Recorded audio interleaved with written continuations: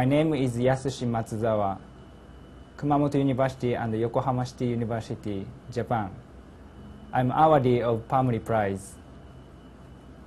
I'm very happy that I could receive the Pamri Prize. I'd like to express my gratitude to Dr. Ogawa, Dr. Sugiyama, Dr. Kimura, and co-workers. I couldn't have achieved this splendid work without them. I also feel great thanks to my wife and son. I'd like to start my presentation now. The title is Digital Assessment of Endothelial Function and Ischemic Heart Disease in Women. Background: non-obstructive coronary artery disease, NOCAD, is more frequently in women than men. The presence of myocardial ischemia in patients without obstructive coronary artery disease, CAD, was demonstrated to be a high-risk state. It's difficult to diagnose NOCAD. NOCAD have shown to be associated with coronary endothelial dysfunction. We used EndoPAT 2000 to assess endothelial function. By fingertip tonometry, hyperemia after ischemia was measured. The data was analyzed automatically by a personal computer. This slide shows practical measurements waveform. After 5 minutes equilibration, the cuff was inflated to 60 mmHg above the systolic blood pressure and then deflated to induce reactive hyperemia. Reactive hyperemia peripheral arterial tonometry RH-PAT index was calculated using this equation.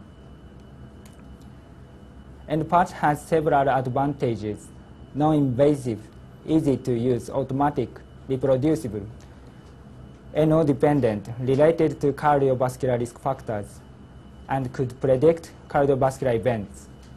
Improvement of endothelial dysfunction is important to reduce risk of cardiovascular disease. The purpose of this study was to assess the utility of digital RH-PAT in predicting ischemic heart disease, IHD, including obstructive CAD and NOCAD in women. Methods: RH-PAT was measured before cardiac catheterization in 158 stable women scheduled for hospitalization to examine chest pain. RH-PAT studies were performed in the fasting state early morning after more than 3 days discontinuation of vasodilators. NOCAD was diagnosed by angiography with measurements of coronary blood flow CBF and cardiac lactate production during intracoronary acetylcholine provocation test and the cardiac scintigraphy with stress test. This slide shows the diagnosis flow chart.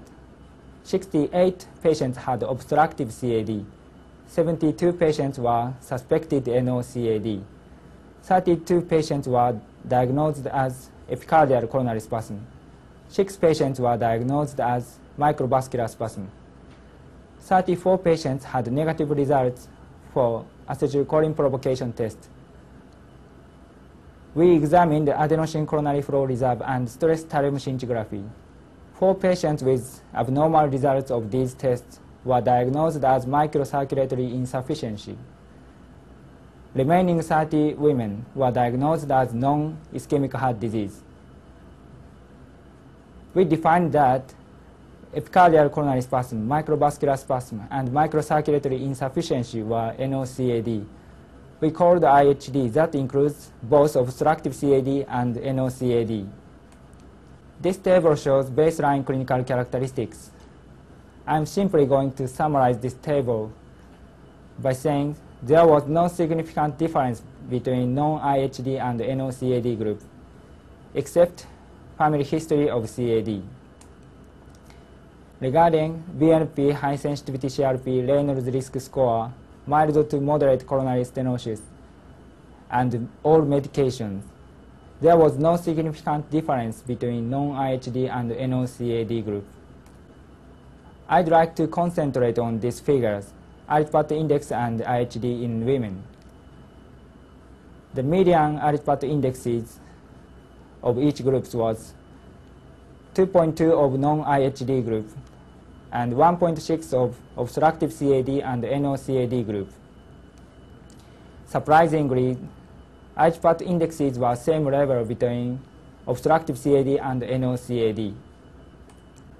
We evaluated coronary endothelial function by measurements of acetylcholine-induced coronary blood flow increase.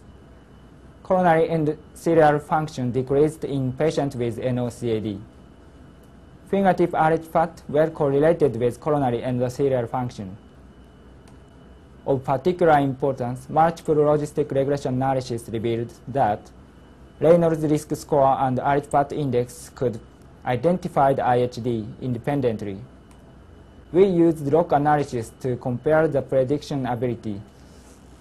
Both Reynolds risk score and AHPAT index had good prediction ability in predicting obstructive CAD. Reynolds risk score was superior to AHPAT. Concerning overall IHD, AHPAT was superior was Reynolds risk score. Regarding NOCAD, only AHPAT could predict among women without obstructive CAD. In summary, endothelial function evaluated by AHPAT was significantly impaired in patients with NOCAD, and such impairments were equivalent to that seen in patients with obstructive CAD.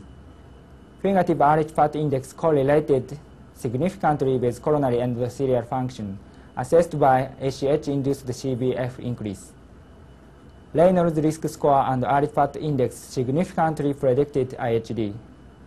AHPAT was particularly superior in predicting NOCAD. Conclusions. Fingertip AHPAT could non-invasively predict the presence of IHD, especially NOCAD, prior to CAG. AHPAT is a potentially useful clinical test and can effectively identify high-risk patients in women with chest pain. That concludes my presentation. Thank you for your attention.